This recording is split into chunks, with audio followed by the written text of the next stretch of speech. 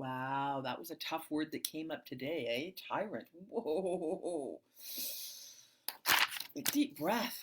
You'll be just fine. We're moving you towards loving. And we're not talking about other people being a tyrant. No. This is about being a tyrant to you. Yes.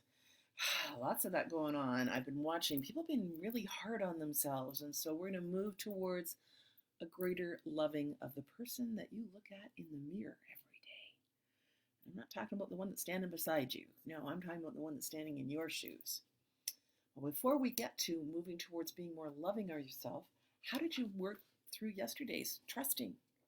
Yesterday we talked about questioning and how questions can be good when they come from curiosity. How questions can be supportive when they come from wanting to learn and understand. But when we're questioning on the downside of the line and spinning out, that just taps out our trust. And so when we talked about questioning, we didn't talk about stopping questioning. We just talked about transforming it into trusting. And it was about trusting yourself. It's about trusting your decisions, about trusting what you know you can trust. And so I'm hoping that that was supportive yesterday.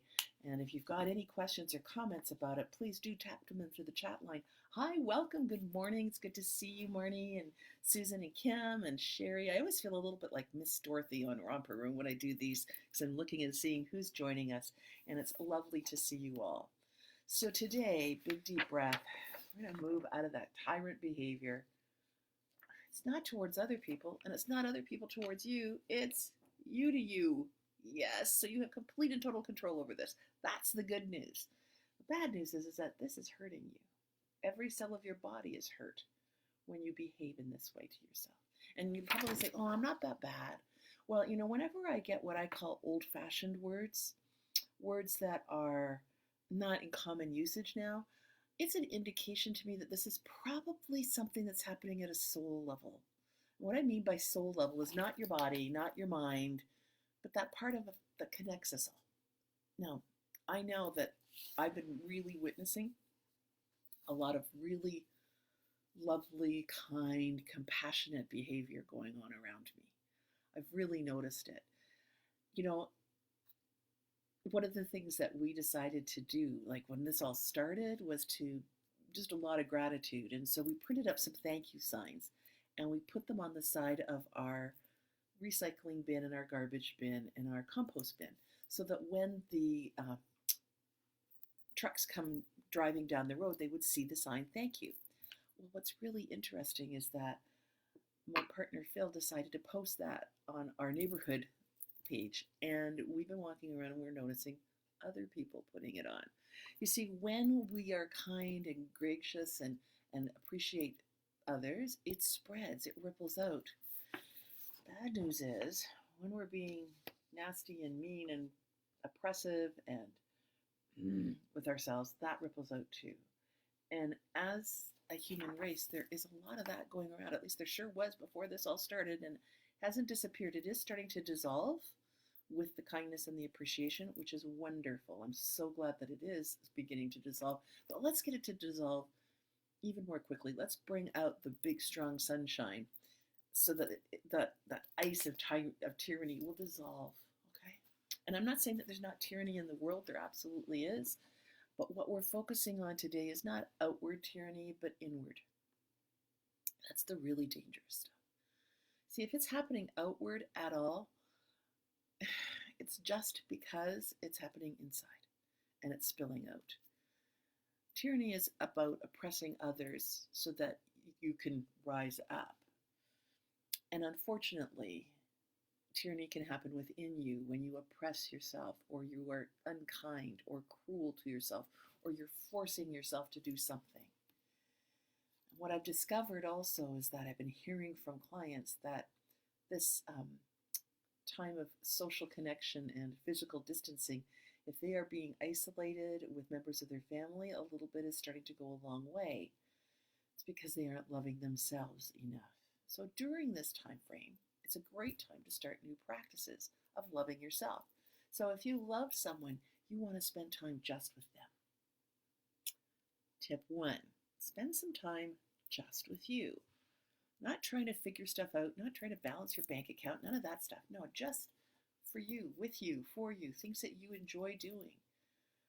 Revisit a book that you've really enjoyed in the past, or start a new book. Make sure that it's a book that's, life-giving and talking about humans moving through to the upside of the line. This is an opportunity for you to move out of the victim place and turn that into a victory for yourself and your heart, and love yourself. There's lots of ways to learn to love yourself. Everybody does a little bit. If you didn't love yourself, you wouldn't brush your teeth and get dressed, right? So everybody has a level of love for themselves. But like any kind of love, it can deepen. And if you think about the love that you experience for those around you, when you first meet them, then it grows and it expands. And it doesn't really matter what they do. If it's truly love, it navigates through. And so just love yourself through this. Love yourself through this. And so how might you become more loving towards yourself? Well, you can start with some super simple practices. Super simple practices. Give yourself a pat on the back. Give yourself a pat on the back. You have been learning a lot. You have been navigating new things. And as somebody else that you knew was learning as much as you are, as successfully as you are, you would tell them how well they're doing. So walk around your home, giving yourself appreciation.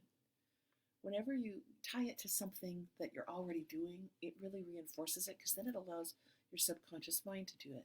The belief repatterning process is really about becoming more of who you are. And at deep down level, that just means loving you. There's only one you. There's people around you that find you lovable. I wonder why. What is it about you that they find lovable? You could ask them.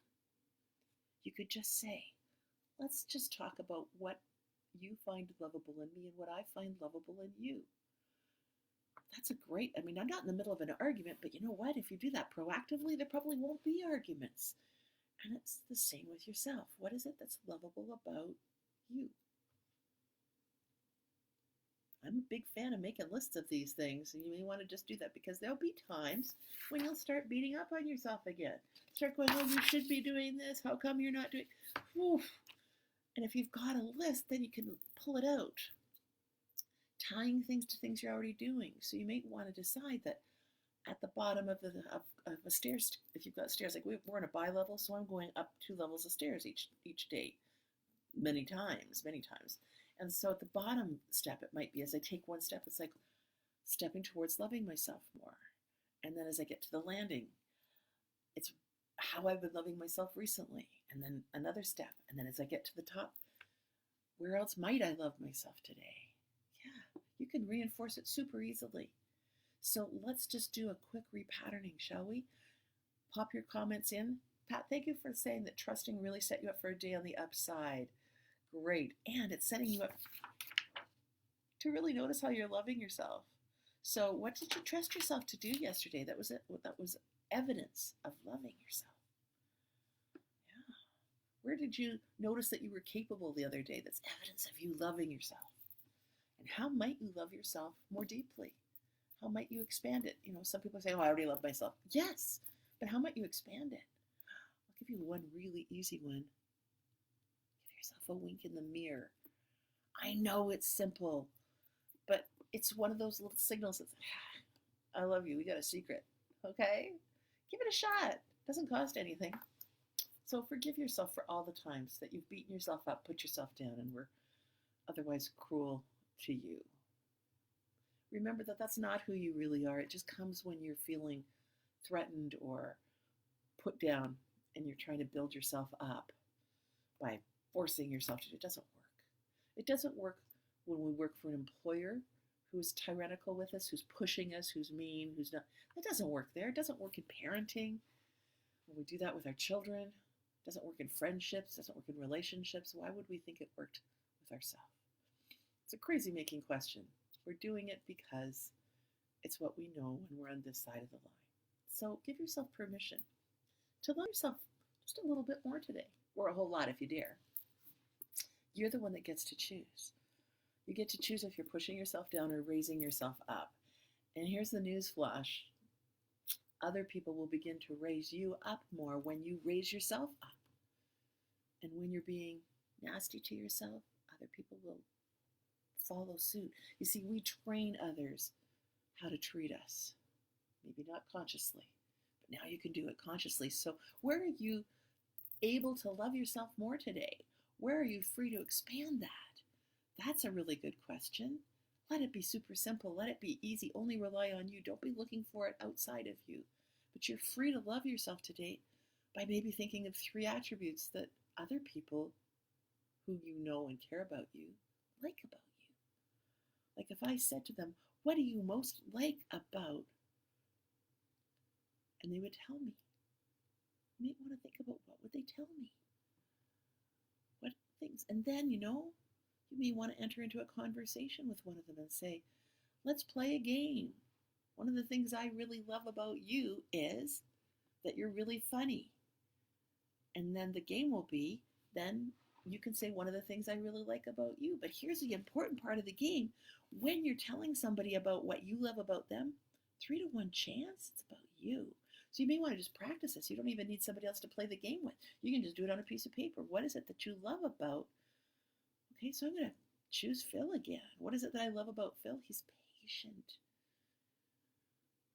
And I take that in and I kind of do a little check and go, yes, and I'm patient. And I could get more patient with me. That would be a sign of loving me. See how you can play this? And then notice what you really already know about you that you really love about yourself. So I really loved myself yesterday when I was really loving myself on the weekend when and then claim it. I'm learning to love myself more and I am so worth it. I'm so worth it. And if that monkey comes up and says, no, you're not, please do yourself a huge favor. Hop onto the Belief Repatterning Facebook page and ask for a 10-minute mindset tune-up. We're here to support you always. And through these uncertain times, we're offering those tune-ups completely complimentary. Let's help you move to loving you.